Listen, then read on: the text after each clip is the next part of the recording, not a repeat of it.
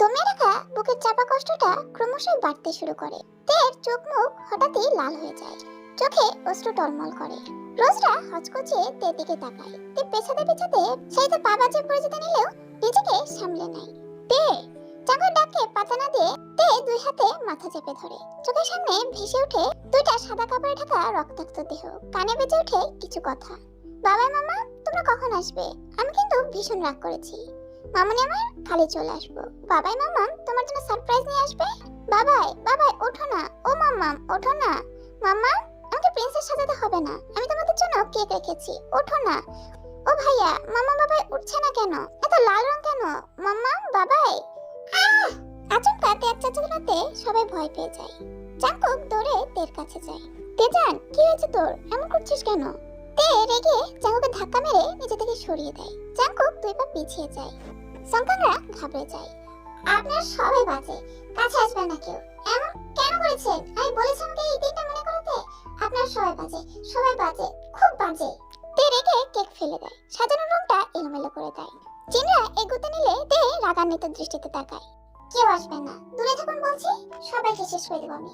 আমার ইমোশন নিয়ে মজা করবে না, শুনুন বলছি। তে এমন আচরণে সবাই হতভম্ব। সবাইকে অবাক করে দিয়ে আচমকাতে দৌড়ে উপরে চলে যায়। তে এমন করলো কেন? আমরা ভুল করে ভাবিজিকে আঘাত করে ফেলিনি তো? মেয়েটা এবার ছুটে কোথায় গেল? ও জাঙ্কু জানা দেখ না। জাঙ্কু যেতে নিলে আরামের কথাই থেমে যায়। এখন যাস না, সুগাকে ফোন করে একবার আসতে বল। কিন্তু এত রাতে তো কি মেয়েটাকে একা ছেড়ে দিব?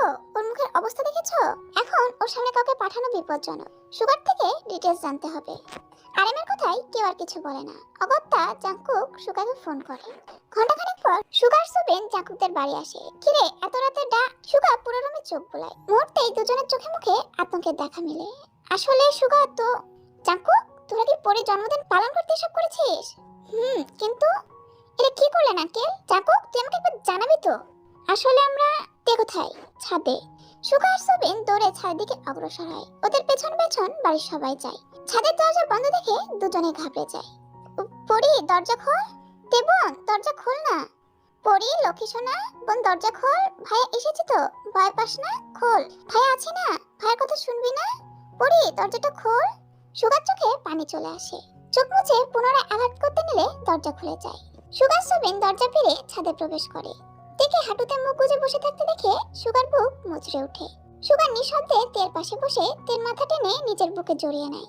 প্রিয় ভাইয়ের স্পর্শ পেয়ে তে বাচ্চাদের মতো ঠোঁট ভেঙে কেঁদে দেয়। পরে কাঁদিস না, ওরা সবাই আমাকে আবার মনে করে দিয়েছে ভাইয়া। আমি এদিকে ভুলে থাকতেছি, ওরা কেন মনে করালো? শোনা বোন আমার, ওরা তো জানতো না তাই না? চাঙ্কুকরা অসহায় দৃষ্টিতে তাকিয়ে আছে। সুবিন তের অপর পাশে গিয়ে বসে। আমাদের প্রিন্সেস না অনেক সাহসী, তাহলে আজ এমন মোমের মতো গলে যাচ্ছে কেন সে? পরি তোকে আমরা অনেকবার বুঝিয়েছি এসবে তোর কোনো দোষ নেই। তখন তুই ছোট ছিলিস, একটা ঘটনা আঁকড়ে তুই নিজের লাইফ থেকে বার্থডের মতো পবিত্র দিনটাকে বিষাক্ত বানিয়ে রাখিস। আমরা কেউ কিছু বলি না, তোর কষ্টটা আমরা বুঝি, কিন্তু এখন যদি এমন করিস ভাইয়ের কষ্ট হয় না? তুই তো জানিস আমরা তো চোখের পানি সহ্য করতে পারি না। চাঙ্কুকরা জানতো না তাই এমনটা হয়েছে। আমরা ওদের বারণ করলে আর করবে না, কিন্তু তুই কান্না থামা বোন। আমি বাড়ি যাব। তের কথায় চাঙ্কুক আহত দৃষ্টিতে চীনের দিকে তাকায়। না বোন, এখন বাড়ি গেলে ওরা ভাববে তুই ওদের জন্য চলে যাচ্ছিস, সবাই কষ্ট পাবে। কাল সকালে যাস। সবার ভালো লাগা খারাপ লাগা আমাকেই কেন বুঝতে হয় সবসময়? আমারও তো ভালো লাগা খারাপ লাগা আছে, তোরা কেন বুঝিস না ভাইয়া? বিড়বিড়ে কথাগুলো বলছে তে। বেশ কিছুক্ষণ পর সুগা তের কোনো সারা শব্দ না পেয়ে তের মাথা তুলে দেখে তে ঘুমিয়ে গেছে। সুগা আলতো হাসে। বোনটার স্বভাব এখনো বদলায়নি দেখে। চাকুক এগিয়ে এসে তেকে কোলে নিতে গেলে সুগা বাধা দেয়।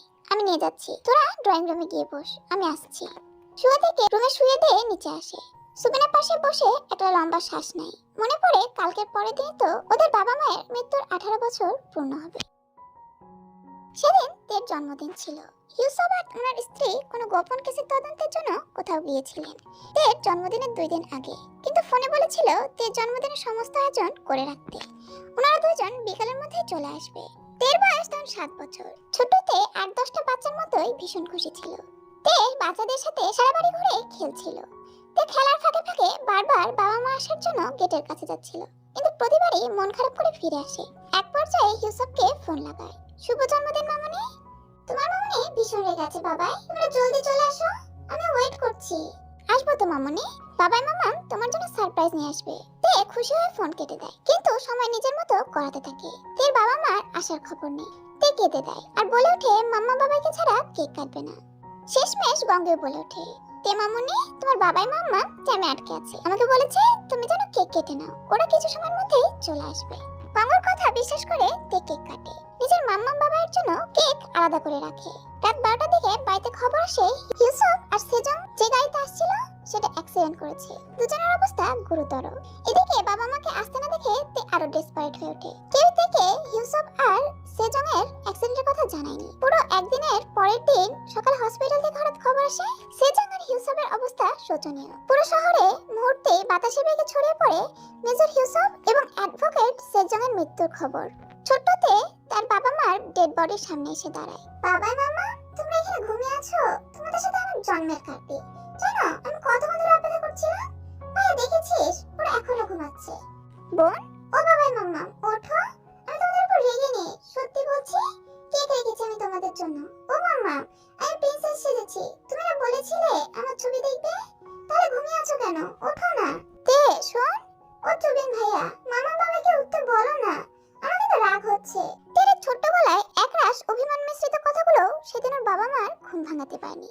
তারপর ধীরে ধীরে তে কেমন হতে শুরু করে। সেদিনের পর থেকে আর কোনোদিন জন্মদিনের নাম মুখে আনেনি। একবার সুগারা আয়োজন করেছিল, কিন্তু তে ভয়াবহ রিঅ্যাক্ট করেছিল।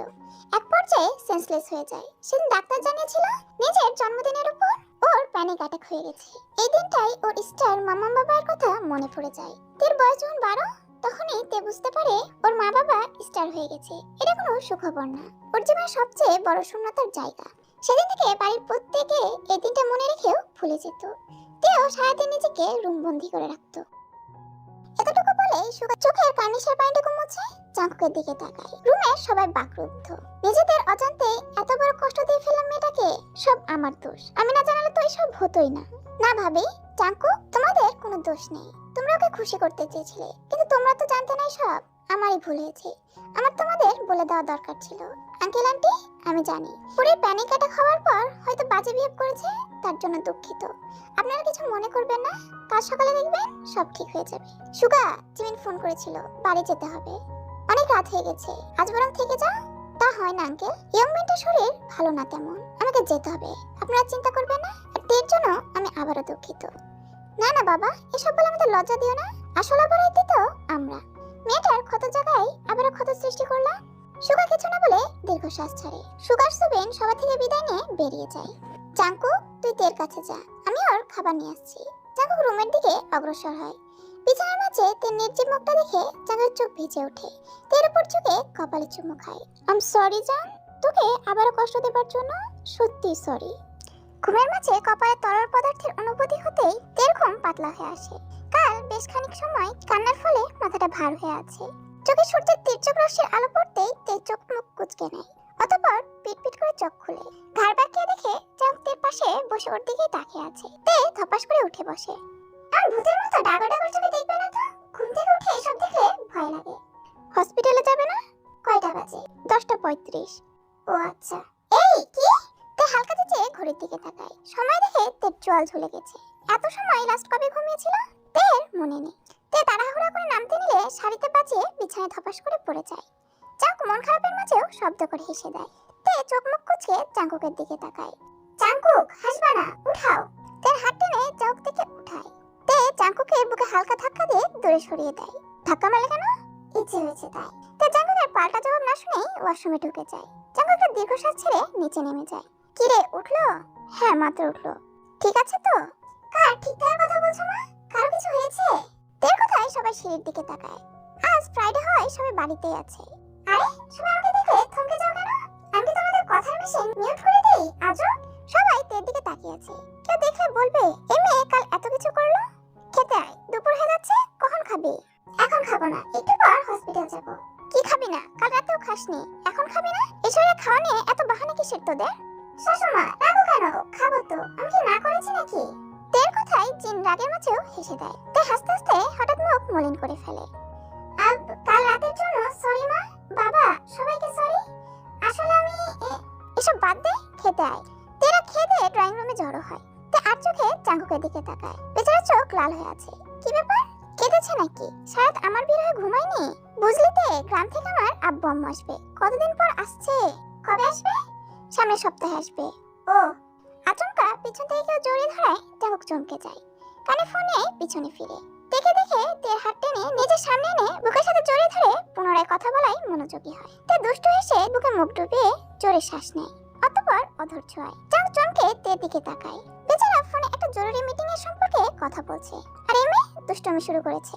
চাঙ্কুক চেয়েও কিছু বলতে পারছে না। যদি মেয়েটার মন খারাপ হয় পুনরায়? তে চাঙ্কুকের থেকে পাত্তা না পেয়ে পা উঁচু করে মুখে ফু দেয়। চাঙ্কুক চোখ বুজে থেকে রেলিং এর সাথে ঠেসে ধরে। দুহাত পিছনের দিকে নিয়ে চেপে ধরে কথা বলায় মনোনিবেশ করে। তে ঠোঁট ফুলে চাঙ্কুকের দিকে তাকায়। চাঙ্কুক তে নাকের ডগায় চুমু খেয়ে নিজের কাছে ব্যস্ত হয়ে যায়। আচমকাতে চাঙ্কুকের পেটে চড়ে চিমটি কাটে। আহ! এমন আর্তনাদে ফোনের ওপাশে মানুষ ঘাবড়ে যায়। চাঙ্কুক চোখ বড় বড় করে একবার ফোনের দিকে, অতঃপর তের দিকে তাকায়। তে শব্দ করে হাসতে নিলে চাঙ্কুক মুখ চেপে ধরে। এখন রাখছি, পরে এটা নিয়ে ডিসকাস করব। চাঙ্কুক ফোন কেটে তের দিকে তাকায়। এমন করছো কেন? তো করবো না? আমি কখন থেকে তোমার অ্যাটেনশন পেতে চেষ্টা করছি, আর তুমি আমার সতীনের সাথে রাসলীলা করছো। আরে মিটিং নিয়ে কথা বলছিলাম। ফ্রাইডেতে কিসের মিটিং? একটা দিন তো আমার জন্য রাখবে। হ্যাঁ, নিজেই তো একটু পর চলে যাবে। ওটি আছে। ঠোঁট উল্টে বলে ওঠে তে। চাঁদ দেখে সামনে ফিরে পেছন থেকে জড়িয়ে ধরে। আহা, জানি তো তোমার এই হসপিটাল তো আমার শতান। চাঁদের কথায় তে হেসে ওঠে। আচমকা হাসি থামিয়ে মলিন কণ্ঠে বলে, সরি জামাইজা। তের কথায় চাঁদ ভ্রু কুঁচকে তাকায়। কেন? কালকের জন্য আমি ইচ্ছে করে তোমাকে ধাক্কা দিইনি। আসলে নিজেকে কন্ট্রোল। আমি জানি জান, কালকের কথা বাদ দাও। আমি বা কেউই কিছু মনে করিনি। আমি সরি তোমাকে হার্ট করার জন্য। আমরা আচ্ছা, ওসব বাদ দাও। ওদিন নিয়ে ভেবে লাভ নেই, বর্তমান নিয়ে ভাবো। কালকে কাহিনী ডিসমিস। তের কথায় চাঙ্কুক হেসে দেয়। আচমকাতে চাঙ্কুকে জড়িয়ে ধরে বুকের নাক ঘষে নিচু কণ্ঠে বলে, ভালোবাসি জামাই জান। চাঙ্কুক হেসে থেকে জড়িয়ে ধরে চুলের ভাঁজে অধৈর্য হয়। আজকের দিনটা কেমন গুমট ভাব ধরে আছে। আজ তের বাবা মার 18তম মৃত্যুবার্ষিকী। সকাল সকালে তে চাঙ্কুক তেদের বাড়ি চলে যায়। আজ তেদের বাড়িতে ছোটখাটো অনুষ্ঠানের আয়োজন করা হয়েছে। সেখানে গরিবদের খাওয়া দাওয়ার আয়োজন করা হয়েছে। সুগা সবে এসে বসে। ক্লান্তিতে মুখ ভার হয়েছে প্রত্যেকে। হঠাৎ করে সুগা বলে ওঠে, কিরে তে কোথায়? সুগার কথায় সবার হুঁশ ফিরে। সত্যি তো, তে কোথায় গেল?